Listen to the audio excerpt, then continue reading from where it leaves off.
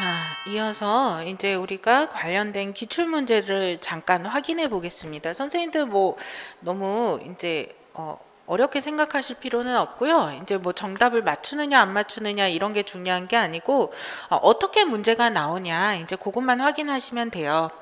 자, 우선은 기출형 맛보기 요거가 이제 PPT로 이제 보는 거 같이 볼 거고요. 그리고 16페이지로 가시면 여기 보면 중등교사 임용고시 기출문제 및 문제 유형이 이제 제가 생각하는 여러 가지 유형에 해당하는 문제를 이제 다 이렇게 최근 기출된 문제들별로 이제 기입형, 서술형으로 나누어서 이제 예시들과 답안들을 나누어서 이제 자료들을 제공해 드리고 있습니다. 그래서 이거는 시간 날 때 이제 하나하나 선생님들 이제 보시면 되고요. 어차피 이제 강의가 시작이 되면 기출문제 분석을 통해서 혹은 강의 중에 저 같은 경우는 교재에도 기출문제들을 많이 수록해 놓고 실제로 이제 이론 강의를 해가면서 기출문제를 바로바로 풀어봅니다. 그래서 이제 그런 시간들을 갖기 때문에 이제 선생님들께서 이제 여러 번 어차피 보시게 될 거니까 꼭 이제 그냥 눈으로만 확인하시면 됩니다.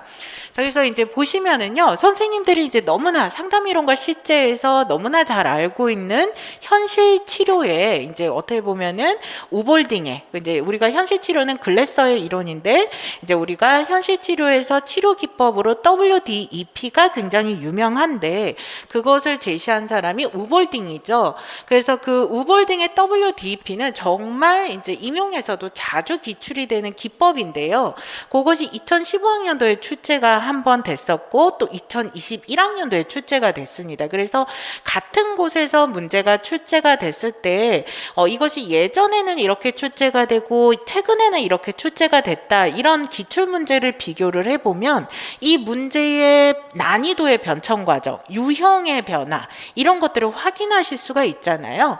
그래서 이제 그런 것들을 지금 이제 같이 보신다라고 생각하시면 될 것 같아요. 자, 그러면 여기에 우볼딩의 상담 절차에 따라서 전문 상담 교사가 현수와 상담한 내용이다, 한수와 상담한 내용이다, 가나에서 탐색하고 있는 것을 순서대로 써라. 그 중에서 한 가지입니다. 그래서 상담 교사가 너는 아무도 너를 간섭하지 않는다면 너 뭐 하겠니? 내가 원하는 걸 하겠죠? 라고 얘기를 하고 있죠. 그래서 내가 원하는 걸 하겠다. 그래서 WDEP 중에서 바람 탐색, 그 다음에 현재 행동 탐색, 그 다음에 평가, 그 다음에 계획하기 이렇게 네 가지로 나누어지는데 여기서는 원하는 것에서 묻고 있으니까 적어도 원하는 것에 대한 탐색 테두리 안에 해당하는 내용이다. 이렇게 확인이 되겠죠. 이렇게 간단하게 문제가 기입형으로 출제가 이점 배점은 아까 기입형이라고 그랬죠. 그래서 기입형으로 출제가 됐었다. 그런데 이것이 2021학년도에 4점 배점 다시 말해서 서술형 문제로 출제가 다시 한번 됐어요. 그래서 보시면은요, 자, 여기서 전문 상담 교사가 자신의 상담 사례에 대해서 슈퍼바이저와 나눈 대화 내용의 일부이다. 작성 방법에 따라서 서술하시오. 이렇게 됐죠. 그죠? 자, 그래서 상담교사가 이렇게 말하고 있습니다. 안녕하세요, 선생님. 오늘 슈퍼비전에서 도움받고 싶은 사례의 내담자는 공부를 잘하고 싶은 마음에 압도되어 불안해하다가 웹툰에 빠져서 많은 시간을 보내고 있습니다.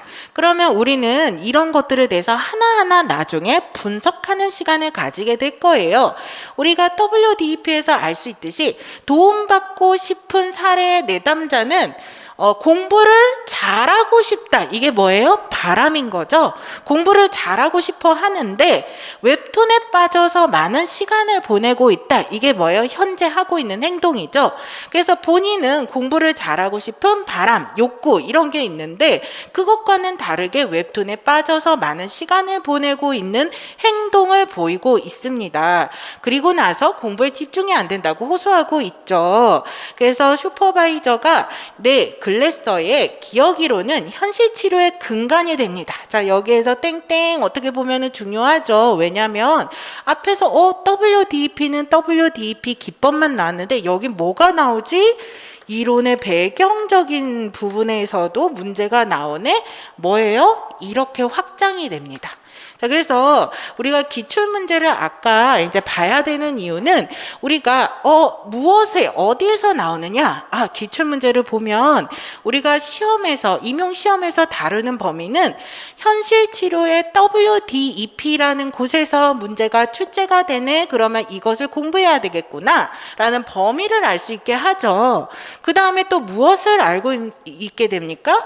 2015학년도와 2021학년도를 보았더니 WDEP에 대한 것만 공부해야 되는 것이 아니라 그 주변에 해당하는, 다시 말해서 현실치료 이론의 이론적 배경의 근간에 대해서도, 선택 이론이라는 근간에 대해서도 우리가 공부를 해야 되는구나. 그래서 그거에 대한 것들을 얼마만큼 깊이로, 얼마만큼의 난이도로 공부를 해야 되는가, 이런 것들, 주변부를 어느 만큼 공부를 해야 되는가, WDEP 현실치료의 주변부를 얼마만큼 봐야 되는가, 이것을 기출문제를 통해서 아실 수 있게 된다라는 거죠. 자, 그래서 이것이 선택 이론이 근간이 됩니다. 이것은 원래 통제 이론에서 시작되었는데 글래서는 인간이 행동을 선택한다는 점을 강조했기 때문이죠 라고 나왔죠. 자, 그 다음에 우볼딩은 현실치료 치료에 기반해서 구조화된 WDEP 상담 모델을 제안했는데 상담을 어떻게 진행해야 될지 살펴보겠습니다 라고 나와 있죠. 자, 우선 내담자의 욕구나 소망을 파악합니다. 그런데 문제에서 W도 이미 제시가 됐고, 그 다음에 이 사례에서 내담자의 욕구나 소망은 공부를 열심히 잘하고 싶은 것이죠. 아까 말씀드렸던 부분이 나오죠. 자, 그 다음에 D단계도 나왔죠. 내담자가 현재 무슨 행동을 하고 있는지 파악해야 합니다. 내담자는 공부를 하기보다는 웹툰을 보는데 시간을 대부분 쓰고 있습니다. 이것도 아까 나왔죠. 그러면 문제에서는 무엇을 묻고 있을까를 보시면은요. 자, 첫 번째 조건, 요새는 이것처럼 조건을 제시하고 이 조건 안에 답을 해라 라는 문제가 굉장히 대부분의 문제로 다 출제가 됩니다. 그래서 작성 방법에서 하나의 제시문에서도 이렇게 많은 어떤 조건들이 제시가 된다, 이렇게 보시면 되고요. 그래서 괄호 안에서 기억에 들어갈 명칭, 선택을 쓰는 것뿐만 아니라 뭐라고 되어 있어요? 기억 이론에서 인간이 통제할 수 있다고 보는 내용을 서술할 것까지 나오는 거죠. 그러면 여기에서 뭘 알아요? 우리가 얼마만큼 심화해야 하는가도 여기서 기출문제로 확인이 돼요. 단순히 선택 이론을 달달달달 선택 이론은 현실치료, 선택 이론은 선실치료 이렇게 암기하고 공부하셔서는 안 된다는 거예요. 현실치료에서는 왜 선택 이론을 중요하게 여기느냐? 그것은 인간이 자율적인 존재로 선택해야 하는 존재고, 인간은 그렇다면 무엇만을 통제할 수 있느냐? 인간은 자기의 무의식이나 이런 것들과 관련이 있는 것이 아니라 자신의 행동을 통제함으로써 이러한 선택의 효율성을 높이는 존재다. 이런 것들이 선택 이론이잖아요. 그렇기 때문에 인간이 통제할 수 있다고 보는 그것은 행동에 대한 거다. 이것까지 우리가 이론적인 배경들에 대한 내용의 테두리 안에서 이 이론들을 전반적으로 잘 이해하고 그 내용들을 바탕으로 풀 수 있는 문제들이 출제가 된다라고 볼 수가 있다는 거죠. 그래서 옛날에 2020학년도 이전에는 이제 조금 추론형의 문제들도 거의 안 나왔고, 이것처럼 뭔가 우리가 하나의 이론을 보면 배경적인 이해도를 전체적으로 가지면서 이론을 봐야 되는 문제들도 출제가 되지 않았었습니다. 그런데 2021학년도부터, 요게 2021학년도 문제죠.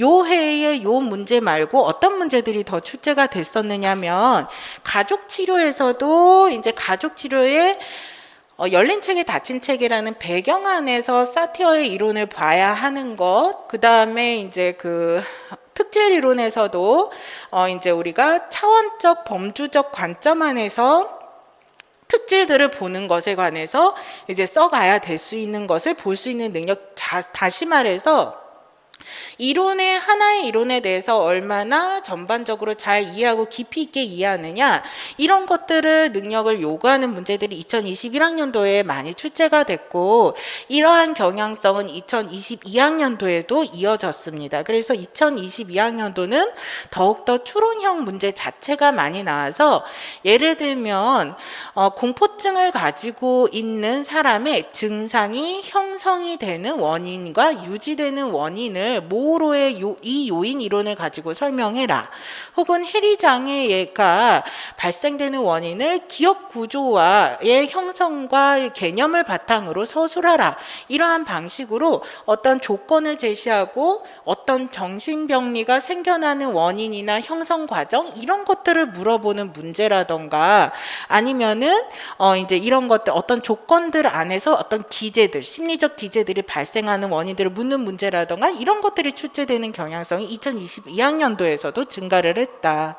그래서 이제 선생님들이 공부를 하는 것이, 이제 예전에 2020학년도 이전에는 그냥 달달달달달 암기하시는 방식으로 많이 공부를 하셨다면, 그게 아니라 이제 전반적으로 내용들을 잘 이해하고 원리도 파악하고 배경적인 어떤 그 이론이 발생되는 경위들에 대해서도 잘 알고 있는 심리학적인 베이스와 기본기, 이런 것들이 항상 중요한 가운데 내용들을 심도 있게 공부하는 것이 필요하다라고 생각하시면 될 것 같고요. 자, 그 다음에 그래서 같은 WDEP에서 다음 문제로 뭐가 출제가 됐느냐면 그 WDP의 모델에 근거해서 E와 P 단계에서 상담 교사가 해야 할 일을 내담자의 호소와 관련돼서 순서대로 서술할 것. 공부를 잘하고 싶다는 게 호소잖아요. 그러니까 E는 뭐예요? 평가하기죠. 그래서 지금 너가 현재 하고 있는 행동이 네가 공부를 잘하고자 하는 바람의 소망을 달성하는 데 도움이 되느냐, 이런 것들을 묻게 되죠. 그리고 P는 계획하기죠. 그래서 공부를 잘하기 위한 바람을 달성하기 위해서는 어떤 방법을 어떻게 계획을 할 것이냐, 이런 것들의 내용들이 들어가게 되겠죠. 자, 그래서 이런 식으로 적용하는 문제들이 나옵니다. 이거는 비교적 쉬운 문제에 해당합니다. 자, 그래서 이제 이러한 것들이 이제 임용 시험 기출 문제다. 자, 이거를 보시면은 선생님들이 대략 서술형이란 이런 거구나, 기입형이란 이런 거구나, 그리고 이제 무엇에 대한 범위를 얼마만큼 공부를 해가는 것들에 대한 것들을 조금 감을 잡으셨을 겁니다. 자, 그래서 이제 이러한 것들이 이제 파악이 될 만한 부분들이고요. 이걸 구체적으로 어떻게 파악을 하느냐, 구체적으로 그러면 범위에 대한 부분, 그 다음에 뭐 심화적인 난이도에 대한 부분을 선생님 우리가 어떻게 알아요? 그 많은 내용들을 어떻게 알 수 있죠? 라는 생각이 드실 텐데요. 당연히 아실 수 있습니다. 걱정하실 필요가 전혀 없고요. 이제 커리큘럼 안에 그것들을 파악하는 방법들이 이미 다 들어가 있고, 그리고 그거에 대한 이제 선생님들에게 방법을 간략하게 알려드릴게요. 자, 37페이지를 가보세요. 37페이지를 가보시면 이제 전문상담 기출문제 영역의 변천 과정이라는 것이 나와 있습니다. 자, 그러면 여기를 보시면은요, 이제 대략 이제 여기에 예시로 나와요. 이런 자료들이 나가요. 선생님들이 기출문제 강의를 수강을 하시게 될 경우에 2005학년도부터 2022학년도까지 성격심리학, 아까 처음에 나왔던 13개의 교과목이 있죠. 우리가 공부하게 될 13개의 교과목에 각 교과목별로 2005학년도부터 2022학년도까지 어디에서 문제가 몇 년도에 출제가 됐다라는 이런 도표자료 기록이 제공이 될 겁니다. 그러면 이 도표자료 제공을 37페이지에 보시면 한눈에도 아실 수가 있죠. 유흥이론이 2005학년도에 주요 개념에서 2015학년도 특시에 출제가 됐네? 그런데 보니까 유흥이론은 정말 많이 출제가 되는구나. 2년에 한 번씩은 출제가 되는데, 그런데 뭐예요? 2016학년도랑 2018학년도 3년간 출제가 안 됐네? 그러면 이 유흥의 이론을 선생님들이 2019학년도 시험을 보시는 선생님들이라면 중요하겠습니까? 안 하겠습니까? 당연히 중요하겠죠. 그래서 2019학년도에 유흥이론의 셀프 문제가 출제가 됩니다. 자, 그래서 이런 식으로 영역을 확인하시게 된다라는 거예요. 자, 그래서 제가 제공해드릴 자료는 이것보다 훨씬 더 구체적으로 제공이 될 거예요. 예를 들면 뭐 융의 구체적인 이론들 셀프 뭐 페르조나 아니면은 뭐 상당 과정의 단계 그런 것에서 구체적으로 어디서 문제가 나왔나 더 구체적으로 제공이 될 거예요. 자, 그런데 여기서도 반도라도 보시면 융처럼 2005학년도 2015학년도 특시까지 주요제 이것도 2년에 한 번씩 출제가 됐죠. 그럼 반도라 너무너무 중요하네. 항상 중요하니까 이것은 반도라 이론도 맨날 공부해야 되겠구나. 근데 맨날 출제가 되는 것이 뭐였냐면 이제 그 당연히 자기 효능감의 원천 이런 것들이 맨날 출제가 되는 거죠.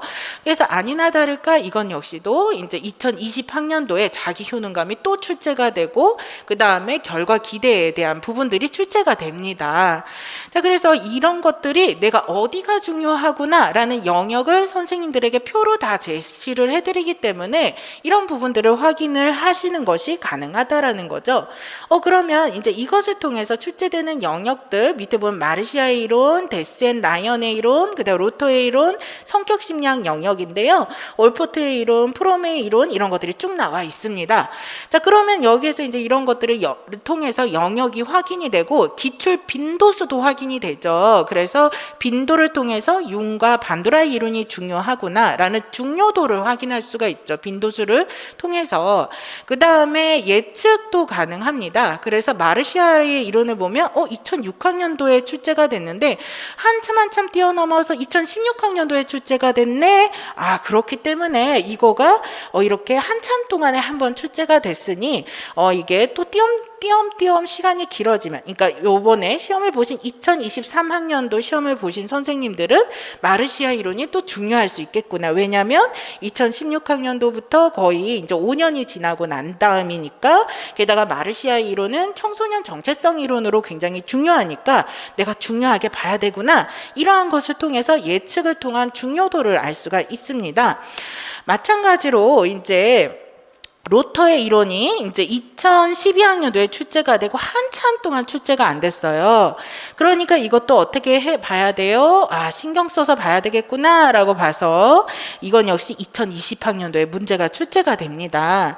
올포트의 이론도 이제 13학년도부터 한참 출제가 안 됐어요. 그럼 이건 안 중요한가 보다 라고 볼 수가 있죠. 그죠? 아닙니다. 이것도 한참 출제가 되지 않았기 때문에 이것도 중요하게 봐야 되고 이거는 아직까지 출제가 된 적이 없습니다. 2012학년도 이후로요. 그러면 올포트 이론 잘 공부해야 되겠구나 라고 생각을 하셔야 된다는 거죠. 근데 한편으론 올포트 이론은 옛날 이론이잖아. 그렇기 때문에 별로 안 중요하잖아 라고 보는데 밑에 케텔, 메슬로우, 에릭 같은 옛날 이론가들이 줄줄이 출제가 됩니다. 최근 들어서. 그래서 케텔 이론이 2014학년도부터 계속 출제가 안 됐는데 2021학년도에 근원 특집 문제가 출제가 됐고요. 메슬로우 이론이 2007학년도에 나오고 쭉 안 나와요. 그래서 사람들이 이거 너무 쉬워서, 그러니까 우리는 너무 쉬워서 이거 너무 당연해서 앞으로 계속 출제가 안 되려나 보다 라고 생각했는데 2020학년도에 문제가 출제가 됐어요. 그리고 에릭슨 이론도 2009학년도부터 쭉 출제가 안 됐어요. 이건 역시 너무 쉽고 당연해서 출제가 안 되려나 보다 라고 생각하지만 2021학년도에 출제가 됐어요. 그러니까 선생님들이 이제 보셔야 되는 것은 그렇기 때문에 어쨌든 기출된 영역은 다 중요하구나. 이것이 예전과는 다르게 최근 들어서 더 그렇습니다. 최근 들어서 과거에 출제가 되고 최근에 안 출제된 고전적인 이론들, 그래서 올포트, 케텔, 메슬로우, 에릭슨 이런 이론들이 이제 사실은 중요성이 굉장히 많이 줄어들었음에도 불구하고 요즘 들어서 계속 이런 옛날 이론들이 출제되는 경향들이 나오죠. 자, 그래서 기출된 영역은 항상 중요하고 최근 들어서 계속 기출되지 않는 부분들은 더 중요하며 자주 빈출되는 영역의 이론일수록 중요하다. 이렇게 보시면 되죠. 그래서 이것을 통해서 영역과 중요도를 확인할 수가 있습니다.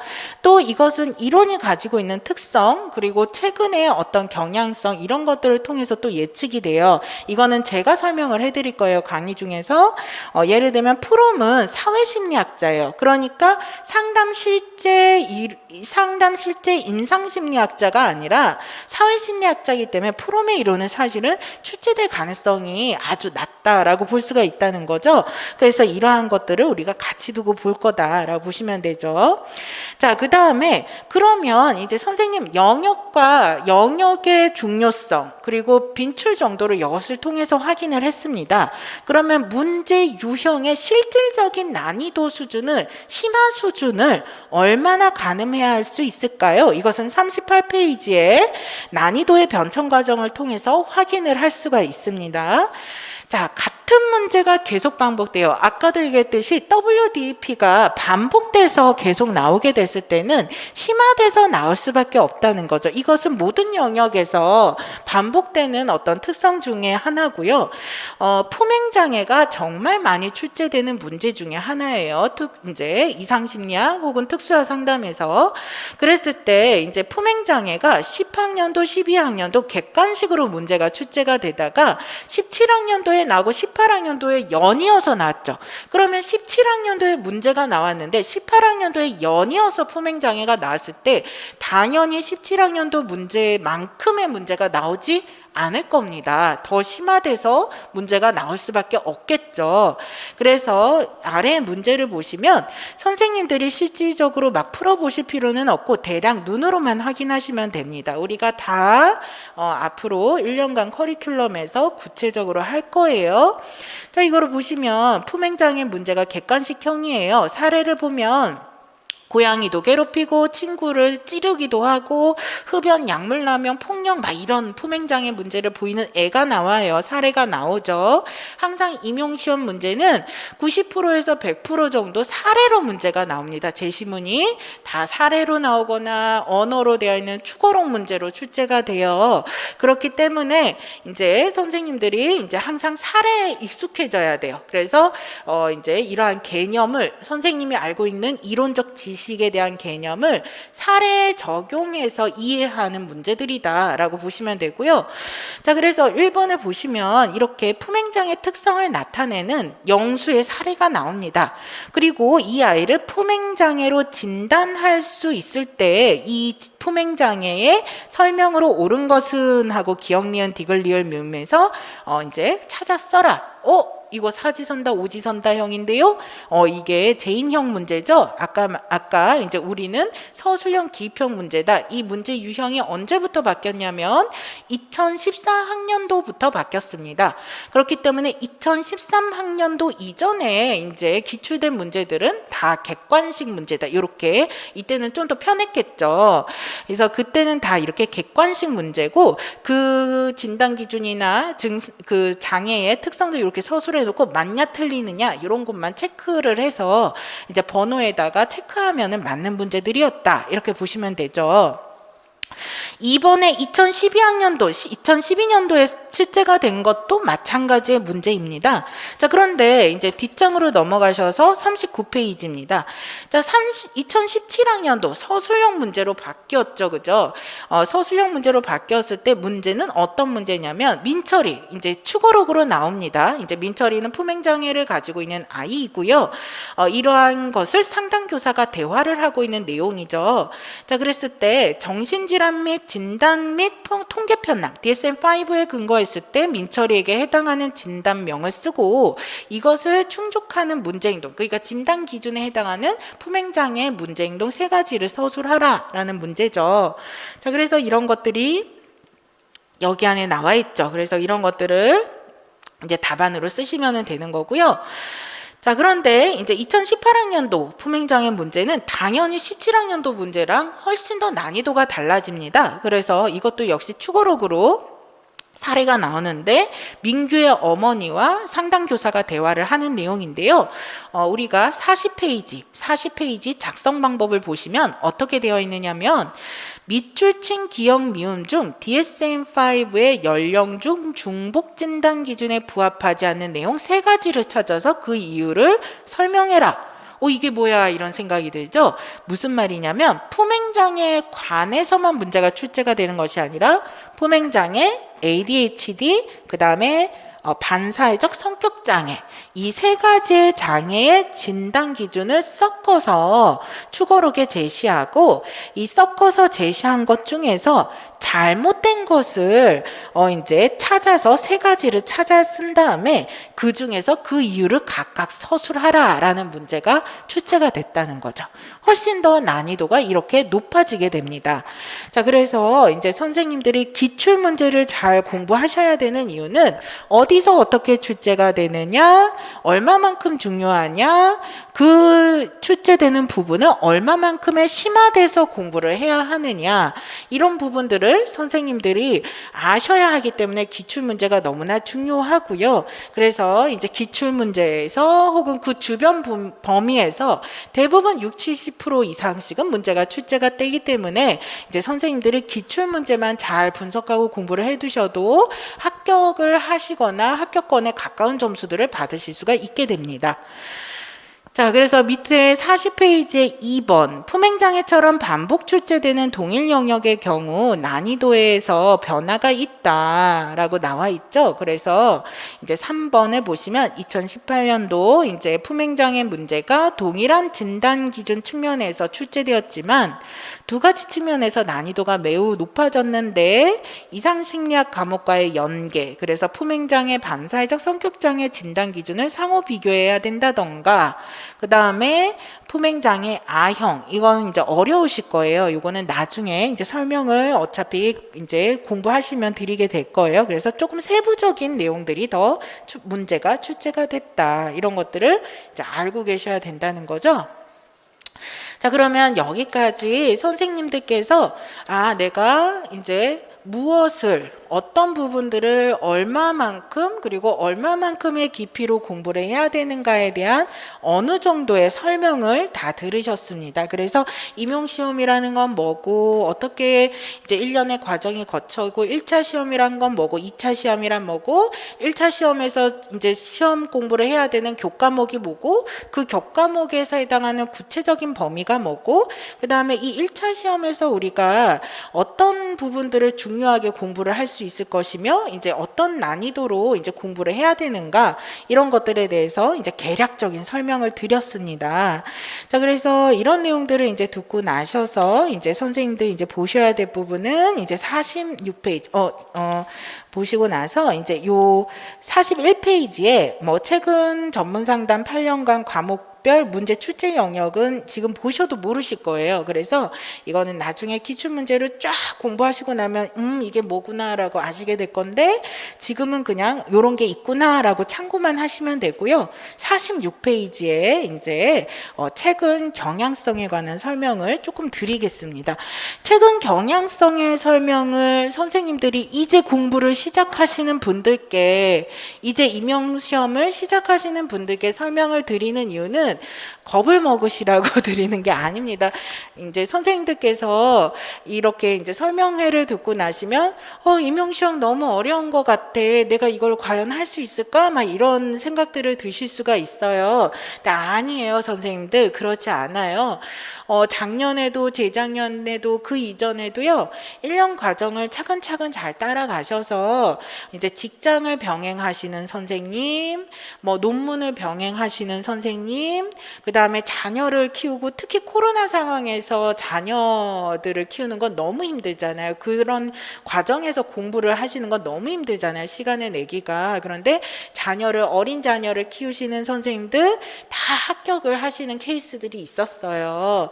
그렇기 때문에 이제 선생님들께서 내가 이렇게 어려운 시험을 어떻게 하지? 라는 생각이 드신다면 그건 전혀 이제 그렇게 생각하실 필요가 없고, 지금 선생님들이 처음 제가 낯선 것들을 이제 선생님들께 꺼내어서 임용시험이라는 것은 이렇게 낯선 것들은 이런 겁니다 라고 보여드리고 있기 때문에 선생님들이 어렵게 느껴지시는 거예요.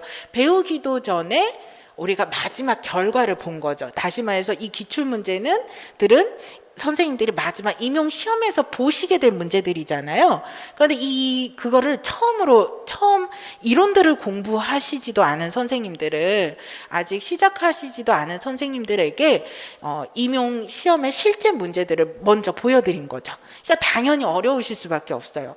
공부를 1년간 끝내고 나신 선생님들이 아니라 이제 시작하시는 선생님들이시기 때문에 어려운 게 당연하고, 이거를 보여드리는 이유는 감을 잡으시라는 보신다는 거예요.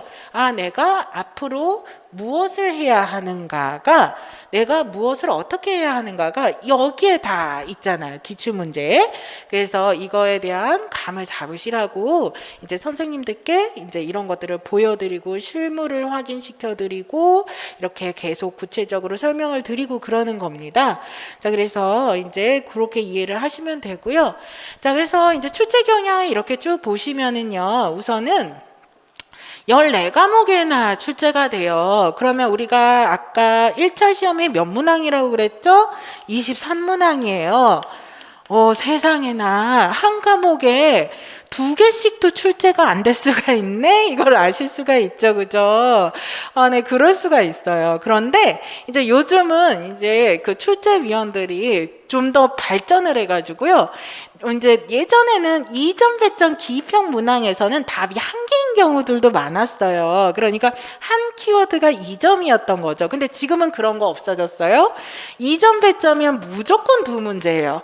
그리고 4점 배점이면은 여기 어떻게 하시냐면 4개의 문장이 들어가야 되잖아요. 4개의 정답이 들어가야 되는 거예요.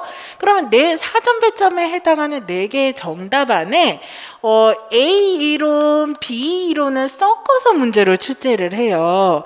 그러니까 23문항이지만 사실은 이 문제 배점의 기준 안에서 보면은 2배로 더블이 될 수가 있어요. 그래서 46개의 이론이 들어갈 수가 있다라는 거죠. 그래서 서술형 같은 경우에는 보통 이론만 묻지 않고 뭐 이론을 사례 적용해라, 근거를 서술해라, 조건에 따라서 원리를 설명해라 이런 게 들어간다 그랬죠. 그러니까 이제 보통 4점 배점에는 이론이 2개씩 들어간다고 보시면 돼요. 자, 그러면은 이제 23문항이라고 하지만 사실은 46개의 이론이 들어간다. 그래서 한 과목에서 기출됨에 따라서 이제 한 문제도 출제가 이제 안 되는 과목이 사실 있기는 있어요. 예를 들면 21학년도에는 집단 상담 문제가 출제가 안 됐어요. 그리고 2020학년도인가? 그때는 이제 2019학년도인가? 요때는 ADHD만 출제가 되고, 이상심리학이나 이러한 데서 거의 출제가 안 됐어요. 이런 식의 경향들이 있었어요. 그런데 최근 2021학년도, 2023학년도, 2022학년도에는 출제하시는 분들이 이 문제를 쪼개서 내요. 이렇게. 그래서 정말 이것을 46개의 이론이 들어가는 방식으로 문제를 출제를 해요. 그러다 보니까 이제 2021학년도에는 진로 문제가 5개씩 들어가고 막 그 가족 상담 문제가 여러 개 들어가고 막 이랬어요. 상담 이론 실제가 막 여러 개 들어가고, 근데 2022학년도에 또 진로 문제가 막 몇 개씩 들어가고 막 이렇게 되는 것이 가능해졌죠. 그래서 이제 이런 경향들이 있지만 이런 것들이 문제로 쪼개내는 것으로 이제 보완이 됐다. 결국은 이론들을 많이 알아두셔야 된다는 얘기입니다. 자, 그 다음에 2019학년도까지 문제가 명료성이 높아져서 답안 도출이 정말 쉬워졌어요. 정말 그랬어요. 그래서 아까 말씀드렸죠. 2019학년도, 20학년도까지는 암기 위주의 인출 공부를 하셔도 이제 가능했다. 그랬는데 2020학년도부터 지역적인 문제에서 막 출제가 되기 시작해요.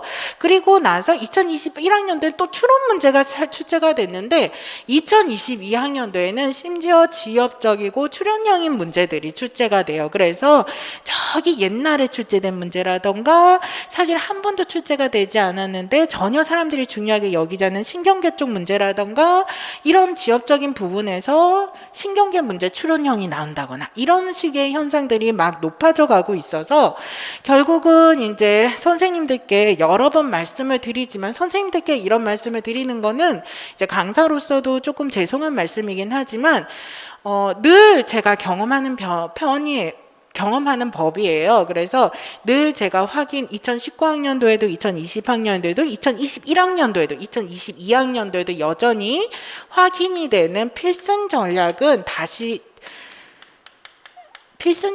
한 가지뿐입니다. 한 가지는 전 범위를 꼼꼼하게 그러면서 심도 있게. 그래서 이해 기반으로, 그리고 암기를 철저하게 이렇게 공부하는 것이 필승 전략입니다. 너무나 당연한 얘기죠. 너무나 당연한 얘기인데 정말 필승 전략이에요. 그래서 2019학년도부터 2021학년도까지 이렇게 공부하신 선배들은 어느 지역을 지원을 하셔도 떨어지는 경우를 보지 못하기는 했고요. 물론 선생님들이 이렇게 말씀을 하실 수 있습니다. 2019학년도나 2021학년도는 이따가 우리가 잠깐 컷을 보면서 확인을 하겠지만 문제 난이도가 매우 낮은 때였어요. 당연히 그러니까 합격급 점수는 올라가겠죠. 그래서 문제 난이도가 낮은 해였는데 이때는 아까 제가 말씀드렸죠. 문제 난이도가 낮은 해에는 기출문제만 공부를 막 7, 8번 돌리셔서 기출문제만 공부하신 분들이 합격이 되는 경우들이 꽤 많았다고 말씀을 드렸어요. 그러면 이것은 공부를 많이 안 하셔도 합격이 되신다는 거예요. 그래서 실질적으로 2021학년도에 되게 인상적인 경험이었는데 7월 달에 기출문제 분석 강의를 할 때 찾아오신 선생님이셨어요. 공부를 혼자서 이론 공부를 하시다가 너무 이제 마음이 우울해져서 이제 공부가 능률이 안 올려서 직강으로 왔다 하셨던 분인데 처음에 만나셨을 때 많이 우시고 또 우울해하시고 그러셨는데 이제 같이 이렇게 스터디도 구성해주고 그리고 이제 같이 이제 대화도 해가면서 그 선생님이 되게 용기를 많이 가지시게 되셔서 그래서 이제 7월달 기출문제 분석 강의부터 갑자기 그 물려두었던 이론 공부를 막 열심히 하시기 시작하고 기출문제를 통해서 이제 그 문제 푸는 것에 대한 연습을 하시고 그 다음에 그분은 문제 총정리 강의도 안 들으셨어요. 그래서 모의고사 강의를 열심히 수강하시고 그러셔서 이제 2021학년도에 이제 서울에서 이제 1차 시험 84점으로 합격하셨어요. 되게 단기간에 공부량이 막 엄청 많다고 할 수 없음에도 불구하고 굉장히 고득점으로 합격을 하신 거죠. 그런데 똑같은 2021학년도에 이제 다른 케이스가 있어요. 그 선생님께서는 1월 달부터 정말 스터디부터 하나씩 차곡차곡 쌓아 오르시면서 정말 단 한 번의 흔들림도 없이 이제 문제총 정리, 기출문제, 모의고사까지 아주 꼼꼼하게 공부하신 선생님이셨어요. 그래서 문제총 정리의 보충문항까지 다 공부를 하셨고 그 선생님께서는 이제 나중에 모의고사 기간 동안에 그래도 이론을 전체적으로 부분적인 세부적인 것까지 봐야 되겠다라고 하셔서 이제 교재를 다시 한번 돌리면서 또 보시고 꼼꼼하게 보신 선생님이셨어요. 그 선생님이 같은 경우에도 이제 마지막으로 이제 경기도에 좋은 점수로 합격을 하셨는데 그 선생님도 이제 최종 합격 그 1차 점수가 85점으로 합격을 하셨어요. 그러면 전자와 후자의 선생님들 같은 경우에는 1차 점수가 사실은 1점밖에 차이가 안 나는 그냥 둘 다 노력을 어떻게 생각하면 단순 비교를 했을 때 노력의 기간, 그 다음에 노력의 정도, 들은 수업 수 이런 것들을 생각하면 이제 경기도 지원하신 선생님이 손해지 않은가, 이제 서울 지원하신 선생님처럼 합격될 수도 있지 않은가 그렇게 생각을 하실 수도 있어요, 선생님들께서. 그러니까 이런 필승 전략은 결국은 아니지 않은가 이렇게 생각하실 수가 있는데요. 그거는 우리가 문제가 아까도 말씀드렸다시피 2019학년도, 2021학년도처럼 난이도가 낮게 나오는 경우에는 가능하다라는 겁니다. 이 두 해에는 기출문제 안에서 어느 정도 범위에서 많이 벗어나지 않으면서도 문제가 꽤 명료하게 혹은 풀 수 있을 정도로 출제되는 부분들이 있었어요. 그렇기 때문에 이 해와 이 해 때는 그렇게 공부를 하셔도 공부를 많이 하시는 선생님이랑 크게 차이가 안 나게 좋은 점수를 받으실 수 있는 게 가능한 해였다는 거죠. 그런데 2020학년도와 2022학년도는 문제 난이도가 매우 높아지는 해예요. 특히 2022학년도는 지역적인 부분에서 추론형 문제가 많이 났다고 말씀을 드렸죠. 그러면 아까 두 선생님이 2022학년도에 시험을 보셨다고 했을 때 당연히 점수를 좋게 받고 합격할 가능성이 높은 선생님은 후자의 선생님이십니다. 자, 그래서 어떤 시험으로 나오느냐에 따라서 흔들림 없이 1년을 탄탄하게 이제 그 흔들림 없이 이제 우리가 이제 시험을 볼 수 있다는 것은 결국은 이거밖에 없다는 것을 말씀을 드릴 수가 있겠고, 물론 우리는 이제 어떤 것이 중요하고 중요하지 않은 거에 대해서 늘 얘기를 하게 될 겁니다. 자, 이런 것들은 이제 적중률이라고 볼 수가 있겠죠. 그러나 저는 이제 아까 처음에 말씀드렸다시피 이 강의를 해가는 과정은 제가 혼자서 일방적으로 해가는 과정이라고 생각하지 않고 저와 선생님들의 만남을 통해서 강의가 완성이 되어가는 거라고 생각을 하고 있습니다. 그래서 선생님들이 함께 공부해 가기 때문에 어떤 적중률이라는 것이 만들어지는 거라고 생각을 하고요. 그렇기 때문에 선생님들이 하나하나 얼마나 그 과정을 해가는가가 결국은 적중률로 이어지는 거지, 이 과정이라는 것이 없이 일방적으로 강사가 던져주는 것에 의해서 적중률이 만들어지는 것은 그거 자체가 얼마나 이렇게 진실한 것일까라는 생각들을 많이 합니다. 자, 이거는 이제 우선은 그렇기 때문에 이런 부분들을 말씀을 드릴 수가 있겠고, 자, 그래서 2019학년도까지 문제가 이런 식으로 경향성이 생겨나게 됩니다. 자, 그리고 이제 작성 방법에 따라서 요구 조건이 점점 많아졌어요. 그래서 한 제시문에 여러 이론이 혼재돼서 아까 말씀드렸던 것처럼 나오게 되고, 점점 제시문도 길어지게 되고 있고요. 작성 방법의 요구 조건도 점점 늘어나고 있어서 한 문항당 뭐 3개, 4개씩 조건들이 붙기도 합니다. 자, 그리고 기존에 출제된 적이 없는 새로운 이론이 출제가 되더라도 사례 적용 문제가 출제가 되거나 아까 조건에 따른 추론형 문제 이런 것들이 출제가 돼서 난이도가 높게 출제되는 경향들이 바뀌었죠. 그래서 기존의 출제 영역과 주변부에서 이제 출제가 반복되는 경향성은 계속 지속이 되고 있어요. 그래서 기출이 항상 중요하고 이는 점점 강화가 됐다. 기존 출제 영역에서 출제될 때 좀 더 심화된 문제가 출제되는 경향 역시 매년 강화가 됐습니다. 아까 말씀드렸던 부분들입니다. 다. 자, 그리고 이제 그 교육심리학에서 예전엔 좀 출제가 됐었는데 2021학년도에 완전 임상 문제만 많이 출제가 됐어요. 그리고 이제 2022학년도에는 이제 요 2022학년도죠. 2학년도에는 기초 심리학 베이스가 필요한 문제들이 이제 또 많이 출제가 됐어요. 그래서 이제 이처럼 이제 문제가 출제가 될 때 이제 해마다 경향성이 좀 바뀌어요. 그래서 전문 상담은 경향성이라는 것이 없다 이렇게 보실 수가 있어요. 왜냐하면 2018학년도에는 이제 임상에서 난이도 높은 문제가 났다가 2019학년도에는 아주 명료한 기본적으로 문제가 났다가 2020학년도에는 지역적인 문제가 났다가 2021학년도에는 추론형 문제가 많이 났다가 2022학년도에는 지역적이면서 추론형 문제가 났고, 문제 유형도 뭐 개념을 서술하라 하나로만 있었다가 효과를 서술하라 로 끝났다가 효과 3가지를 서술하라 이렇게 갔다가 그 다음에 근거를 서술하라, 대안을 서술하라, 그러다가 지금은 이제 조작적 조건 형성적 과정 안에서 이 증상이 형성되는 원리를 설명하라, 이런 식으로 문제가 계속 하나의 유형으로 정립이 돼서 끝나는 것이 아니라 계속 유형도 변화되고 변주되는 방식의 모습을 보이고 있어요. 그래서 경향성이라는 것이 없고, 또 하나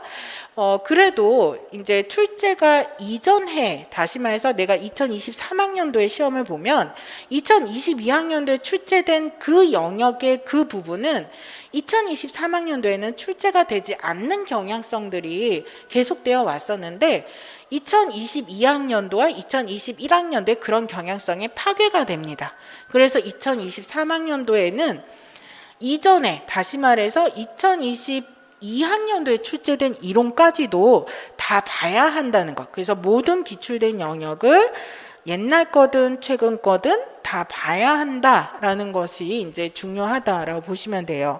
자, 그래서 경향성이라는 것은 매해 바뀐다. 물론 2023학년도가 2021학년도처럼 이제 범위가 좁혀서 나올 수도 있고 2019학년도처럼 문제가 단순하게 나와서 추론형 문제가 없이 출제가 될 수도 있습니다.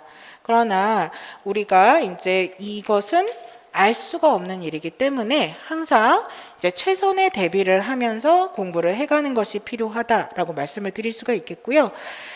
자, 그래서 이러한 경향성에 대한 구체적인 설명들이 들어가 있는 것이 48페이지까지가 있으니 선생님들이 이제 기본적인 것들을 이제 확인을 해 가시면 됩니다. 자, 그럼 이렇게 경향성을 확인까지 했으니 우리가 이어서 이제 그걸 봐야 되겠죠? 이제 경쟁률, TO, 합격컷. 자, 가장 관심 있는 부분이실 거예요, 선생님들. 자, 가장 관심 있으신 부분이실 거라서 이렇게 쭉 보시면 될 것 같아요. 정말 이제 전문 상담은 최근 들어서 선생님들에게 축복이 된 TO였어요. 그래서 이 TO 수가 있었기에 이제 선생님들이 이제 공부를 해가는 과정에서 많은 힘을 받으셔서 이제 열심히 더 해가실 수가 있었고요. 자, 우선은 보시면은 아시다시피 2014학년도에는 TO가 105명, 경쟁률이 4.29, 1차 합격률이 상당히 높죠. 70점이었어요. 그리고 아까 이거 100점 만점이라 그랬죠? 100점 만점에 70점, 200점 만점이라 그랬죠? 200점 만점에 최종으로 153점. 2015학년도엔 110명 5.09, 2016학년도에 105명 6.74, 2017학년도에 131명 여기까지. 그래서 100명대였죠. 그리고 경쟁률은 4점대, 5점대, 6점대, 6점대 계속 높아지고 있죠. 그죠? 그리고 점수 1차 합격컷은 70점이었다가 54점이었다가 74점이었다가 58점이요. 1차 합격컷 평균 합격컷을 보시면 아시겠지만 2014학년도에는 시험이 쉬웠다가 2015학년도에는 어려웠구나. 정말 어려웠어요. 2016학년도에는 쉬웠고 이제 2017학년도에도 그렇게 막 어려운 편은 아니었지만 그래도 점수 컷이 이제 평균적으로 낮았죠. 그죠? 좀. 그런데 2018학년도에는 567명으로 TO가 확 늘었어요. 경쟁률도 3.07로 확 떨어졌죠. 자, 그런데 합격컷이 49루스로 확 떨어졌어요. 2018학년도에 문제 난이도가 높은 해였어요. 자, 그 다음에 2019학년도에 533명이죠. 3.45명으로 경쟁률은 여기서 조금 증가해요. 그런데 1차 합격컷이 확 증가하죠. 아까 말씀드렸죠? 2019학년도는 문제 난이도가 낮은 해였어요. 자, 그 다음에 2020학년도에는 624명. 대단하죠? 505, 이때 이제 어떤 일이 실제로 있었냐면, 깜짝 놀란 거예요. 567명? 깜짝 놀라서, 이거는 올해만 있는 일이야. 그래서 내년에는 이만큼 안 늘어날 거야. 했는데, 500명 또 나오는 거예요. 그래서 또 내년에 안 늘어날 거야. 했는데, 600명이 나온 거예요. 그래서, 야, 배치율이 더 막, 중등 다 됐대. 또 안 늘어날 거야 했는데 21학년도에 674명. 그리고 더 안 늘어날 거야 했는데 2022학년도에 이제 736명으로 매년 오히려 이제 TO가 증가하는 현상들이 나타났죠. 그래서 이제 배치율에 관한 얘기를 많이 해요. 다시 말해서 전문 상담교사가 이제 전국적으로 얼마나 학교별로 배치가 많이 되었느냐 이것이 중요하잖아요. 임용 TO에 영향을 미치고 그래서 중등은 다시 배치가 많이 됐고 초등은 아직 배치가 좀 덜 된 부분들이 있죠. 그리고 그렇지만 아직도 국가에서 위센터를 증가시킨다라는 계획이 이제 코로나로 인해서 2021년에 위센터를 증가시킨다는 계획이 발표가 되면서 이제 이러한 TO가 확 오히려 늘어나게 됐죠. 그래서 코로나 상황과 그 다음에 이제 위센터 증가와 이런 것들이 이제 배치율을 증가하는데 또 영향을 TO를 증가하는데 또 영향을 미치게 됩니다. 자, 그래서 이런 것들이 다 TO와 상관이 있고요. 자, 그래서 이어서 이제 2020학년도에는 51.7로 TO 이제 컷이 확 떨어지죠. 그러니까 이때는 난이도가 높았던 해인 거예요. 그래서 이때는 우리가 보면은 이제 꽈락 점수죠. 그래서 전공은 80점 만점에 32점, 그 다음에 그 교육학은 20점 만점에 8점. 그래서 합산해서 40점 아래가 되면은 우리가 꽈락이 돼서 이제 합격이 못 됩니다. 무조건 합격이 안 되는데, 이때 2020학년도에 강원 지역의 경우에는 이제 40점이 점수 컷이었어요. 그렇기 때문에 꽈락 점수가 점수 컷이었던 해. 그렇기 때문에 이때 굉장히 난이도가 높은 해였다라고 볼 수가 있다는 거죠. 자, 그 다음에 2021학년도에는 이제 점수가 확 올라가죠. 아까 말씀드렸죠? 이때는 이제 문제 난이도가 낮아진 해라고요. 그래서 점수가 확 올라갑니다. 컷이 상당히 올라가죠. 자, 그리고 아까 말씀드렸다시피 2022학년도에는 이제 문제 난이도가 높아집니다. 그렇기 때문에 컷이 떨어지겠죠. 그래서 이런 것들을 통해서 그 해에 문제 난이도가 높았느냐 낮았느냐 이런 것들이 확인이 될 수밖에 없고, 여기서도 패턴이 있죠. 1년이 쉬우면 다음 해는 어렵고, 그 다음에는 그러면 쉬워지고, 그 다음에는 또 어려워지고, 쉬웠다 어려웠다 쉬웠다 어려웠다 이런 것들이 이제 매년 왔다 갔다 반복이 되구나. 그렇지만 이러한 패턴도 절대적이지가 않습니다. 우리가 이제는 어떤 패턴이 절대적이다라고 볼 수가 없다라고 생각하시면 돼요. 자, 그래서 이제 이러한 것들을 통해서 아실 수가 있고요. 이 TO와 경쟁률 합격 컷은 매우 중요하죠. 그 이유는 뭐냐면 아까 우리가 어느 지역에 원서를 넣어야 되느냐 이것을 결정하게 하죠. 선생님들이 나중에 이제 연간 커리큘럼을 이제 나중에 마지막으로 설명을 드릴 건데, 선생님들이 이론 공부를 6개월 하시고 나면 기출문제를 분석하시게 되고, 그 다음에 문제 총정리를 풀어보시게 되고, 마지막으로 모의고사를 보시게 될 겁니다. 자, 그럼 마지막으로 모의고사를 보시게 되면은 매주마다 시험을 보시는 거예요. 그죠? 임용시험처럼. 그럼 매주마다 시험을 보시게 되면 선생님들이 내가 이제 뭐 나는 항상 전공시험이 40점이 나와. 나는 항상 전공시험이 뭐 50점이 나와. 나는 항상 전공시험이 뭐 70점이 나와. 근데 내 점수로 나는 합격이 되냐 안 되냐 이런 것들이 궁금해지시게 되겠죠. 그래서 그리고 나는 50점인데 어느 지역에다가 원서를 써야 되지? 이런 것들이 궁금해지게 되실 수밖에 없습니다. 그죠? 그래서 이것을 판단할 수 있는 기준은 12페이지에 있습니다. 12페이지에 첫 번째로 보시면은 아시다시피 2022학년도 TO와 경쟁률이 나왔어요. 우리는 서울과 경기만 우선 보겠습니다. 자, 서울은 올해에 70명이 TO가 났고 경쟁률이 5대 1이었어요. 그리고 경기 초등이 148명으로 어마어마했죠. 그래서 경쟁률은 3.28명이었어요. 자, 이렇게 나왔는데요. 내가 서울을 지원해야 되느냐 경기를 지원해야 되느냐를 결정하는 것은 우리가 지역별, 연도별 TO와 그 다음에 경쟁률, 합격 컷에 달라지게 되겠죠. 자, 그래서 그 이전에 2021학년도에는 서울이 84명을 모집했고 경쟁률이 3.64, 1차 합격 컷이 66.33이었어요. 경기 초등은 100명을 이제 인원수가 필요했고 3.02의 경쟁률이 있었고 66명의 합격 컷이었죠. 자, 그러면 이때 평균 합격 컷은 63.67이었으니까 경기 초등과 서울은 평균 합격 컷보다 높은 지역에 해당한다라고 볼 수가 있는데요.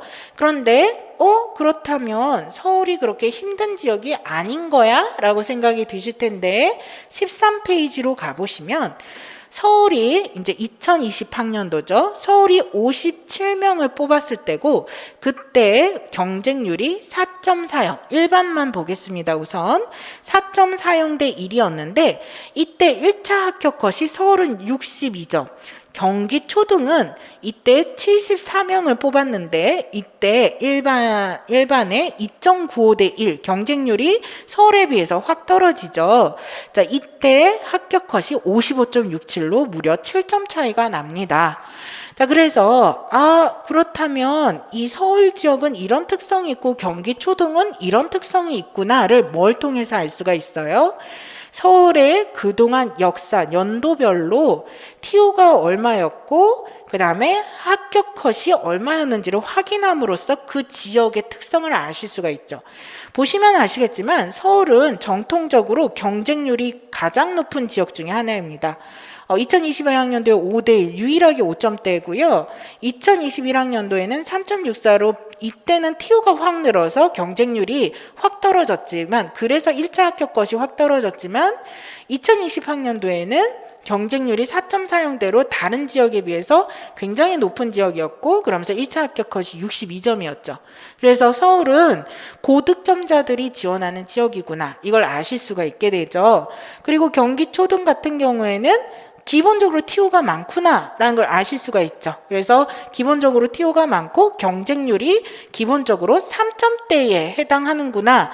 그리고 컷에 해당하는 것은 2021학년도에는 66점으로 높은 지역에 해당했지만 2020학년도에는 55.67로 여기도 평균 컷에 비해서는 조금 높은 지역에 해당하지만 어쨌든 조금 약간 더 높은 지역에 해당하는 것이 정통적인 특성이겠구나 라고 이제 보실 수가 있겠죠. 그래서 이렇게 컷에 대한 기준을 보시고 난 다음에 마지막에 모의고사의 점수들에서 내가 50점이 나와. 그러면 내가 경기를 지원하는 데 있어서 50점대 전공이 나오면은 이제 선생님이 말씀하기에 이 50점은 실제 임용에서 어느 정도 점수가 나올 수 있다고 말씀하셨어. 제가 그런 정보를 모의고사 때 드리게 될 거예요. 선배들의 역사를 기준과 데이터를 바탕으로 선배들이 모의고사에서 어느 정도 점수를 받았을 때 어느 정도의 그 실제 임용에서 점수를 받았다. 이런 데이터를 말씀을 드리게 될 거고 그것을 기반으로 해서 내가 모고 점수가 50점대면 경기를 초등을 지원할 때는 조금 더 노력이 필요하다 혹은 지원해도 되겠구나. 이런 것들에 대한 판단이 서게 됩니다.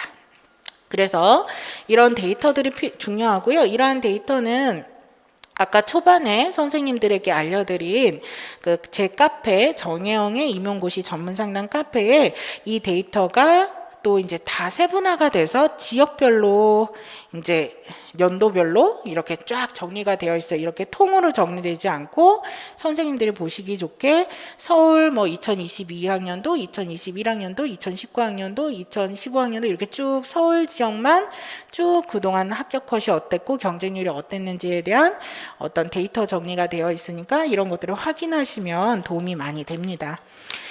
자, 그러면 이런 것들을 통해서 내가 그러면 이제 점수가 어느 정도 돼야지 되고 임용고시 시험에서는 어느 정도 점수가 돼야지 합격을 할 수가 있구나. 이거를 이러한 1차 합격 컷 점수로 아실 수가 있죠. 그래서 이걸 통해서 적어도 임용시험에서는 80점 만점, 100점 만점에 1차에서 100점 만점에 요 정도 점수를 받으면 합격이 되는구나. 이런 것들을 이제 아실 수가 있게 되겠죠. 그래서 이제 이러한 것들을 이제 결과를 아실 수가 있게 되고요. TO 인원수 1차 합격에서는 TO 인원수를 그대로 이제 예를 들어 70명을 뽑으면 70명을 1차 합격에서 컷을 자르는 게 아니고 1.5배수 대부분의 지역이 1.5배수고 강원 지역만 2배수 해서 이제 TO의 대부분의 지역이 1.5배수의 인원수를 컷으로 마지막으로 이제 잘라서 1차 합격권으로 놓고 그 다음에 2차 점수를 통해서 이제 그 TO의 인원수만 합격권 안으로 이제 선별해서 이제 그 마지막으로 최종 합격이 결정이 되게 됩니다. 자, 그래서 이제 그렇게 이제 그 임용 시험은 구성이 되어 있다를 보시면 될 것 같아요. 그래서 이제 요거까지 우리가 다 봤고 이제 마지막으로 우선은 커리큘럼에 관해서 설명을 드릴게요. 이제 그러면 선생님, 저는 어떻게 이제 앞으로 그 공부를 이제 하게 될 겁니까? 요것이 이제 궁금하시잖아요. 이거는 이제 두 가지를 통해서 확인이 가능하십니다. 이제 첫 번째는 선배들의 합격 수기. 그리고 두 번째는 이제 그 연간 강의 계획서 이거를 두 개를 보시면은 이제 구체적으로 확인이 되세요.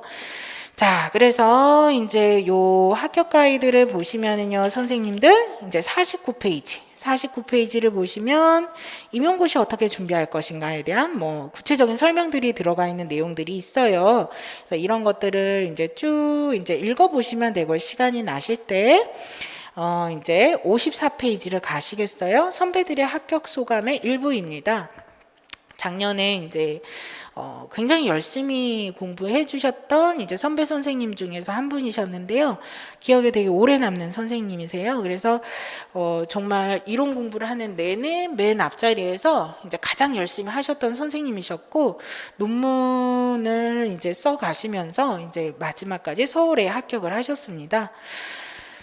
이제 이 선생님께서 합격 수기를 이제 자세히 올려주셔서 이제 이 내용들을 보시면은 이제 조금 도움이 되실 건데요. 이런 것들을 이제 카페에 되게 여러 선배님들이 합격 수기를 정말 고맙게도 상세하게 올려주셨어요. 그리고 그 아까 말씀드렸던 이제 그 84점 이제 그 서울에 이제 합격하신 선생님이 2차 시험에 관해서도 또 상세하게 문제를 또 올려주셔서 이제 선배들이 이렇게 선생님들을 많이 배려하고 아껴 주셔가지고 이제 이런 것들에 마음을 전달해 주시면서 합격 수기를 올렸으니까 공부 방식을 1월부터 2차까지 어떻게 해야 되는지 더 구체적으로 알고 싶다 하시는 분들은 카페에 들어오셔서 이 선배들의 합격 수기들을 갖다가 쭉 이렇게 꼼꼼하게 읽어보시면 많이 도움이 됩니다. 그래서 이러한 내용들을 보시면은 좋고요.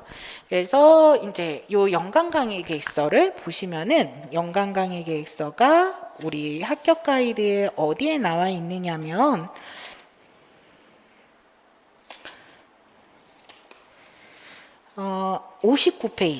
59페이지에 연간 강의 일정이 쭉 나와 있습니다. 그래서 이 연간 강의 일정을 이제 구체적으로 이제 시간이 나실 때 보시면 되는데요. 이제 크게 조금 정리해서 말씀을 드릴게요. 우선은 저는 기본적으로 토요일 날 강의가 진행이 됩니다. 1년 동안 토요일 날 강의가 진행이 되는 것은 이론 강의, 그 다음에 문제총 정리 강의, 그리고 모의고사 강의입니다. 그래서 이론 강의는 6개월 과정을 통해서 이루어지게 될 거고, 문제총 정리는 10주, 모의고사는 10주 이렇게 들어가게 됩니다. 자, 근데 제가 이제 2020학년도와 2021학년도에 이제 그 프로그램을 짜보니까요. 이론 강의 안에서 우리는 어떤 것을 공부를 하게 될 거냐면 우선 당연히 첫 번째 이론에 관한 공부를 하게 되겠죠. 그래서 아까 이론 1, 2, 3를 말씀을 드렸죠. 그래서 세 개의 기본 이론서가 들어가게 될 겁니다. 자, 그래서 이러한 기본 이론서에 해당하는 거, 그래서 이론 1은 심리학개론, 성격심리학, 학습심리학, 상담이론과 실제, 이론 2는 가족상담, 투수와 이상심리학, 심리검사, 이론 3는 집단상담, 진로상담, 아동, 청소년 상담 실습 이렇게 들어가게 된다고 말씀을 드렸죠. 자, 그래서 이렇게 기본 이론서로 공부를 하게 될 거고, 선생님들이 기본 이론서 내용이 굉장히 방대하기 때문에 이것을 구조화하는 법을 일찍 알고 싶어 하세요. 그래서 이 기본 이론을 공부하면서 구조화 지도라는 핵심 구조화 지도라는 얇은 구조화된 자료들이 그 교재가 부교재로 같이 나가게 될 겁니다.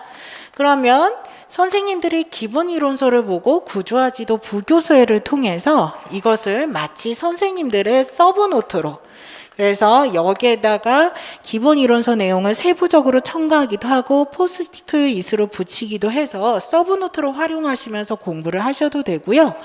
이거를 통해서 백지 인출, 다시 말해서 이제 핵심적인 이론 내용을 백지 인출해서 정리를 해서 복습을 해보셔도 됩니다. 자, 이러한 공부들을 이제 쭉 이론을 하게 될 텐데, 이것이 이제 메인 강의로 이제 중요하게 들어갈 건데요. 또 하나 중요한 게 기출 분석 강의가 너무너무 중요하죠. 우리는 기본 이론서 안에서 기출 문제, 특히 최근 기출 문제들이 상당히 수록되어 있을 거가 될 겁니다. 그래서 기본 이론서의 A 이론을 공부를 하면 A 이론에 관한 기출 문제를 풀어보는 방식으로 이론 강의가 진행이 될 겁니다. 이거는 굉장히 중요하고 이제 모든 선배 선생님들이 상당히 도움이 됐다라고 말씀을 하세요. 그래서 아까 우리가 WDEP에 관해서 공부를 해봤죠. 그러면 현실치료 이론을 보시면서 WDEP를 공부하고 나서 WDEP에 관한 기출문제를 풀어보는 시간을 기본 이론 강의에서 하게 될 겁니다. 그래서 기출문제를 미리 계속 함께 이론과 공부를 함으로써 적용 능력도 증가시키고 선생님들이 얼마만큼 이 이론을 깊이 있게 공부해야 되며 어느 만큼의 난이도로 공부해야 되는지 직접 체감하는 경험들을 하시게 될 겁니다. 자, 그러면서 이론에 관한 1회 공부가 끝나고 나면 두 가지의 강의가 일요일에 같이 진행이 되게 됩니다. 여기서 선생님들 부담을 가지실 필요는 없어요. 왜냐하면 이 강의가 그러면 이제 더블로 진행이 된 거야 라는 것에 대해서 부담을 가지실 필요가 없어요. 왜냐하면 커리큘럼 안에 이제 언제라도 들어가게 되는 것을 조금 땡겨서 하는 거다라고 보시면 돼요. 그래서 구조화 요약 강의가 들어가게 될 거고 그 다음에 기출 분석 강의가 들어가게 될 거예요. 그래서 이론 1회에 관한 강의가 끝나면 구조화 요약 강의와 기출 분석이 들어가게 됩니다. 구조화 요약은 이따가 설명이 들어가겠지만 과목의 2가지가 끝나면 한 번, 2가지가 끝나면 한 번 이런 식으로 가게 될 거예요. 그건 나중에 설명을 드릴 거예요.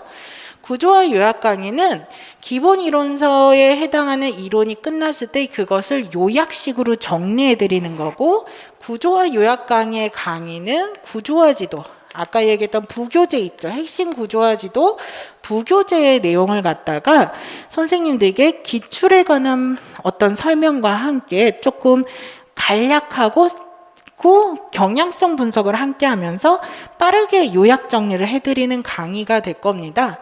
자, 그래서 이거는 이론 강의를 기본 이론 강의를 하나하나 수강하시는 선생님들의 경우에는 굳이 듣지 않으셔도 괜찮습니다. 이거는 마치 선생님들께 원하시는 선생님들이 공부하실 때 활용하고 싶으시다면 이제 수강하시라고 서비스처럼 제공을 해드리는 거예요. 그래서 연간 패키지를 하시거나 상반기 패키지를 하시는 선생님들은 구조화 요약 강의가 이제 들어가게 될 텐데 이것이 들어갈 때 이것을 꼭 같이 수강하지 않으셔도 됩니다. 그래서 이것은 선생님들이 활용하시는 강의다. 내가 이제 예를 들면 이거를 어떻게 활용을 하시냐면 무제한 배열로 이제 청취가 가능하게 하는 강의입니다. 그래서 이것을 보면서 수강을 꼭 하지 않으셔도 돼요. 그렇기 때문에 어떤 선생님은 운동하시면서 구조화 요약 강의를 들으시기도 하고 학원에 왔다 갔다 하실 때 그냥 귀로 계속 듣기도 하고 그러시거든요. 그래서 혹은 재수 선생님들, 그래서 다시 이제 재수를 하시는 선생님들이 작년에 제 이론 강의를 들으셨는데 올해 제 이론 강의를 다시 듣기가 부담스러우시는 선생님들 같은 경우에는 요 구조화 요약 강의를 통해서 이론 강의를 이제 스킵을 하시고 정리를 하셔도 좋습니다. 이것이 이제 진행이 되고요. 그 다음에 기출 분석 강의에 해당합니다. 이론 1에 해당하는 심리학 개론, 성격 심리학, 학습 심리학, 상담 이론 실제에 해당하는 4개의 교과목에 해당하는 부분에 해당하는 기출 분석 강의가 일요일에 3주간 진행이 됩니다. 이 기출 분석 강의를 이때 하는 이유는 우리가 이론이 워낙 방대하기 때문에 그 공부가 이렇게 진행이 되고 나면 정리를 하고 싶어져요. 그리고 뭐가 중요한지 다시 한번 확인하고 싶어져요. 그렇기 때문에 기출 분석을 통해서 다시 한번 정리 복습을 하고 이제 기출이라는 것은 되게 어마무지하게 중요하잖아요. 그렇기 때문에 이것을 통해서 실제 적용 연습을 하게 되는 거죠. 자, 그래서 이렇게 진행이 된다. 그래서 이론 1이 끝나면 이런 방식으로 진행이 되고 이론 2도 마찬가지로 이론 3도 마찬가지로 그렇게 진행이 됩니다.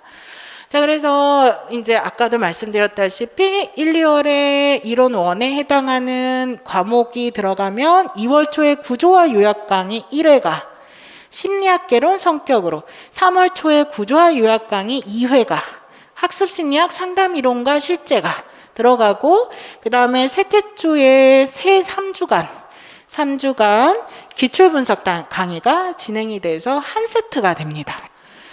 3, 4월에 가족상담 특수화 이상심리학 심리검사가 이제 강의가 진행이 되고, 4월 초에 이제 구조화 요약 강의 3회가 가족상담 특수화, 5월 초에 구조화 요약 강의 4회가 이렇게 들어가고, 5월 달에 3주간 가족 특수화 이상 심리검사에 대한 기출분석 강의가 진행이 됩니다. 자, 그 다음에 5, 6월에 집단상담, 진로상담, 아동청소년 상담 시스템 이렇게 강의가 진행이 되고 나면 6월 초에 구조화 요약 강의 5회가, 그 다음에 4월 말에 아동청소년 상담 실습에 관한 구조화 요약 강의 6회가 진행이 되고, 7월 달에 3주간 집단 진로 아동 청소년 상담 시스템에 대한 기출 분석 강의가 진행이 됩니다. 이게 상반기에 해당하는 패키지 내용에 해당하고요. 매우 중요합니다. 항상 이 과정이 제일 중요하다고 저는 생각해요. 이론 강의가 제일 중요합니다. 그래서 이제 이렇게 진행이 되고 나서 이제 문제총 정리 모의고사가 되는데요. 이론 강의의 이제 내용들을 잘 공부를 하셔야 되잖아요. 이론들을. 그래서 잘 공부하시라고 제공해 드리는 시스템이 있습니다. 이제 첫 번째는 스터디입니다. 스터디는 이제 선생님들 직강에서 오시는 선생님들끼리 스터디 구성원을 짜드리게 될 거고요. 그리고 또 하나 제가 제공해 드리는 스터디가 있는데, 토요일 날 직강에 오셔서 이론을 수강하고 나시면 저녁 식사를 하신 후 1시간에서 2시간 가량 그날 배운 내용들에 해당하는 질문 목록을 판서를 하게 될 거고요. 판서를 쭉 하시면 선생님들이 그 질문에 따라서 이제 이론 공부들을 하시고 복습을 하시면 그것을 함께 전체적으로 응답을 하는 스터디 시간을 가지게 될 겁니다. 그래서 이 시간은 선배들이 다 좋아했던 시간이고, 이론의 내용들을 많이 공부하고 나면 그날 배운 거를 집에 가시기 전에 잊지 말고 이제 그날 다시 한번 복습하시고 가시라고 이제 드리는 시간이라고 보시면 되고, 자율적으로 하시면 됩니다. 참가하시기를 원하시는 분들만 같이 하시면 되고요. 이 질문 목록과 응답은 이제 카페에 질문 목록은 올려질 거고, 응답지는 이제 같이 이렇게 그 자료로 제공이 될 겁니다. 자, 그래서 이제 이런 것들이 매주차 이루어질 거다라고 보시면 돼요. 자, 그 다음에 매주차 형성평가 문제가 진행이 될 겁니다. 저는 형성평가 문제를 모의고사형으로 제시를 합니다. 그 이유는 아까 설명드렸다시피 2021학년도, 2022학년도 계속 문제 적용 능력이 많이 요구가 되고 추론형 문제가 증가를 하고 있어요. 그래서 일찌감치 문제 적용 능력을 선생님들이 학습을 하셔야 됩니다. 그래서 이러한 것들이 형성평가에서 모의고사형으로 문제들을 매주차 이제 그 문제들을 푸시게 되실 거고요. 이것과 함께 이제 서브노트가 제공이 됩니다. 서브노트는 조금 더 단순한 문제들이 들어가는데요. 하나는 가로형으로 기입형에 해당하는 거, 그래서 자료들을 가로형으로 기입해서 답을 넣을 수 있는 문제들이 들어가 있고, 간단한 OX 문제나 간혹 이제 모의고사형 문제 이런 것들이 들어가는 이제 워크북과 이제 이러한 기입형 정리가 가능한 서브노트 복습 자료, 개인별 복습 자료로 이것들이 제공이 될 겁니다. 자, 그 다음에 세 번째로는 기말고사 시험을 봅니다. 자, 그래서 이제 이러한 기말고사 시험은 완전히 모의고사형으로 해서 이제 이론 1이 끝나고 이론 2가 끝나고 이론 3이 각각 끝날 때마다 총 3회에 걸쳐서 시험이 치러지게 될 겁니다. 시험이 치러지고 나면 당연히 피드백이 제공이 됩니다. 그래서 각 선생님별 시험 답안을 토대로 해서 선생님들의 공부 방법 이런 것들을 점검하고 그래서 앞으로 어떻게 이제 공부 방법의 방향성을 바꿔야 되는지 이런 것들을 상담을 통해서 의논해서 계속 조정해가는 시간들을 가지게 될 겁니다. 자, 그 다음에 이제 이런 것들을 이제 쭉 진행이 되고요. 그 다음에 이제 기출 분석 강의가 그러면 7월까지 다 끝나게 되죠.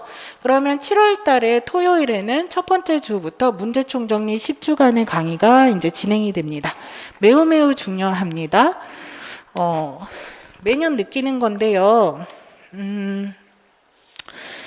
작년에도 그렇고 올해도 마찬가지인데 결국은 문제총 정리가 생각보다 많이 중요하구나라는 걸 깨달아요. 기출도 중요하지만 굉장히 지역적인 부분까지 문제로 다 풀어보게끔 다 구성이 되어 있습니다. 그래서 추론형 문제들도 많이 포함되어 있고요. 그래서 이거를 통해서 1월부터 6월까지 공부하신 모든 이론들을 다시 한번 복습 정리하실 수 있는 기회가 들어가고 문제총 정리는 당연히 이론에 관한 요약 정리를 해드리는 시간 이것은 구조화 지도, 핵심 구조화 지도를 통해서 진행이 되고 기출 분석이 들어가기 때문에 기출 분석과 함께 중요도 변별에 관한 설명이 들어갈 겁니다.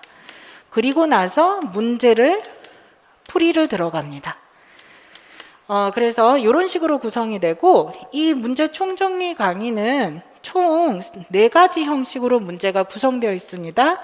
하나는 기본 문항, 두 번째는 기출 심화 문항, 그 다음에 세 번째는 심화 적용 문항, 그 다음에 네 번째는 보충 문항. 그래서 기출되지 않은 영역인데 기본적으로 알아야 되는 문항은 기본 문항. 기출된 영역이기 때문에 최근 가장 심화된 형태로 기출된 문제는 그 심화 형태를 통해서 문제를 풀어볼 수 있는 기출 심화 문항. 그 다음에 우리가 기출된 영역이든 기본 영역이든 상관없이 개념을 여러 개를 복합 적용을 시켜서 풀어낼 수 있는 심화 문항. 그 다음에 그 외에 중요도가 많이 떨어지지만 우리가 교재에 있기 때문에 챙겨봐야 되는 보충 문항. 이런 식으로 문제가 구성이 돼서 제공이 됩니다. 자, 그 다음에 마지막으로 이제 91월 모의고사죠. 모의고사에서는 10주간 진행이 됩니다. 자, 여기에서는 우리가 좀 더 선별된 문제들을 풀어보시게 될 텐데요. 여기서도 각 문제별 개념이나 이론을 여기에 나와 있는 구조화 지도로 다시 한번 이제 간단하게 구조화하는 정리를 해드리게 될 거고요. 그리고 나서 문제풀이가 들어가게 될 겁니다. 그리고 나서 문제풀이가 들어가게 될 거고, 그래서 이제 이렇게 진행이 되고요. 각 모의고사마다 서브 문항이 제공이 됩니다. 자, 그래서 여기에서 문제로 나온 개념의 주변부 문항에 해당하는 부분들을 같이 이제 모의고사를 푸시면서 체크하시면서 푸실 수 있게끔 서브 문항이 들어갈 거다. 이렇게 보시면 될 것 같아요. 그래서 이런 식으로 연간 커리큘럼이 만들어져 있다라고 보시면 될 것 같아요. 그래서 선배들이 이제 요 과정들을 이렇게 쭉 하시면서 제일 좋았다고 말씀하시는 분은 계속 반복을 시켜주신다라는 거였고요. 그래서 계속 반복을 이제 강의해가면서, 그래서 아까 말씀드렸다시피 이 강의라는 것이 선생님들과 함께 완성하는 과정이기 때문에 강의를 통해서 함께 공부한다는 마음으로 계속 이렇게 반복해서 선생님들이 같이 공부해 갈 수 있는 시스템을 마련해 놓고 있고요. 그래서 이러한 방식으로 1년을 선생님들이 강의를 이렇게 쭉 수강을 하시면 방대한 영역의 내용이기는 하지만 어디가 중요하고 그 다음 중요한 부분은 얼마만큼 해갈 수 있는지도 아시게 되고 그 부분에 대한 내용들도 이렇게 반복 계속 우리가 보기 때문에 습득이 자연스럽게 되실 수밖에 없습니다. 그래서 합격 수기를 보시면 선배들이 그 말을 많이 해요. 1월부터 6월까지의 강의는 이론에 대한 이해를 가장 기반으로 했다. 뭘 너무 하려고 하지 않고, 그 말이 맞고요. 그래서 1월부터 2월까지는 이론이 많다 하더라도 선생님들이 그냥 이해를 기반으로 공부들을 쭉 따라가시면 되고, 기출분석 강의를 통해서 중요도를 확인하시면 되고, 문제 총정리를 통해서 심화된 부분들을 적용 연습을 하시면 되고, 모의고사를 통해서 최종 마무리를 하시면 됩니다. 그래서 그 커리큘럼까지를 이렇게 쭉 쫓아오시면서 그렇게 하시면 1년을 충분히 잘 보내실 수가 있습니다. 그래서 그렇게 공부하는 과정이다, 이렇게 아시면 될 것 같고요. 이제 궁금하신 사항이나 더 물어보시고 싶은 사항이나 이런 거 있으시면은 카페에 들어오셔서 질문하시면 되고요. 마지막으로 우리가 연간 강의 계획서에 가장 마지막 부분에 있는 63페이지의 가장 마지막 부분에 있는 커리큘럼만 안내하고 마무리하도록 할게요. 63페이지를 보시면 12월 커리큘럼이 추가가 되어서 올해 처음으로 들어간 부분입니다. 이것은 전공 면접 특강이 제공이 될 거고요. 아까 초반에 말씀드렸던 것처럼 2차 면접이 너무 중요해졌어요. 그리고 이제 2차 면접이 계속 전공 면접 강화되는 방식으로 전국적으로 확대되는 모습이 나타나고 있고, 그것이 얼마나 확대가 될 것이냐는 올해 2차 면접 문항을 보면서 더 확인이 될 가능성이 높을 것으로 보입니다. 정통적으로 전공 면접이 중요했던 지역은 서울이랑 강원이었는데 2021학년도의 경향성을 봤을 때 평가원 지역이랑 대구 지역도 전공 면접이 굉장히 중요한 문항들이 출제가 됐었고요. 그래서 2022학년도에는 그런 것들이 더욱더 확산될 가능성이 높다라고 보여서 우리가 1차를 잘 합격해놓고 2차에서 떨어지게 되면 너무 속상해요. 정말 너무 속상해요, 선생님들이. 그래서 선생님들이 그렇게 안타까운 일이 안 일어나게끔 우리 선생님들이 공부 정말 1년간 11월까지 이렇게 열심히 공부했잖아요. 이 11월까지 이렇게 열심히 공부를 했는데 막 1차에 떨어진 것도 속상하긴 하지만 1차를 합격을 이렇게 해놨는데, 잘 합격했는데 2차 시험을 통해서 최종적으로 떨어지게 되면은 너무 속상하고 더 많이 방황을 하게 되세요. 그래서 그런 일이 생겨나지 않도록 교직적성에 관한, 다시 말해서 학교 교육학적 관점에서의 인적성 면접에 관한 부분에서는 교육학 강사님들의 기존의 강의들이 아주 잘 마련되어 있습니다. 그러나 전공 면접에 관한, 다시 말해서 아까 말씀드렸다시피 강원 면접처럼, 서울 면접처럼 상담을 시연해 보시오, 구조화를 시연해 보시오, 사례 개념화 요소를 말해 보시오, 그 다음에 저항을 어떻게 해결할 것인지를 말해 보시오, 그 다음에 사례 기록을 해야 되는 이유를 5가지 말해 보시오. 이런 문제들에 관해서는 선생님들이 어디서도 자료를 조금 얻기가 힘드시고 강의가 마련된 것이 없기 때문에 12월에 전공 면접 특강이 진행이 될 예정이고요. 그리고 이것은 아직 확정사항은 아니지만 그때 이제 구체적인 자료랑 그 다음에 외부 강사를 초빙해서 강의가 특강이 조금 잘 마련된 자료로 진행이 되고, 그 다음에 면접에 관한 직접적인 지도를 그룹별로 이루어질 예정입니다. 자, 그래서 이제 이런 것까지 해서 2차까지 마무리까지 이제 도와드리는 강의들이 1월부터 12월까지 쭉 준비가 되어 있다라고 생각하시면 될 것 같고요. 처음에 말씀드렸던 것처럼 제가 이 강의를 하는 이유는 함께 성장하고 이제 우리가 전문 상담교사, 상담사로서 이제 선생님들이 많은 아이들의 생명을 살려내시는 아주 숭고하고 고귀한 일을 하시게 될 텐데요. 그 일을 해 가시는 어떤 선생님들에게 조금이나마 보탬이 되고, 그리고 그것이 선생님과 저가 함께 성장하는 만남이 되었으면 하는 마음에서 이 강의를 하고 있습니다. 그렇기 때문에 제가 1월부터 11월 1차 시험은 물론이고 2차 시험에 관한 대비에 해당하는 강의까지 마련하는 것이 맞다라고 생각해서 커리큘럼을 이렇게 작성을 했고요. 그래서 그러한 어떤 과정들이 이제 앞으로 이어지기를 이제 바라면서 2022년도에도 이제 강의를 진행하도록 하겠습니다. 긴 합격 설명회를 들어주셔서 감사하고 이제 이 내용들에 관한 설명이 선생님들이 앞으로 어떻게 해야 되는지에 대해서 조금 더 가이드가 되셨고 좀 명확하게 아실 수 있는 기회가 되셨기를 바랍니다. 질문사항이 있으시면 이제 맨 앞 페이지에 있는 카페에 질문을 남겨주시면 됩니다. 감사합니다.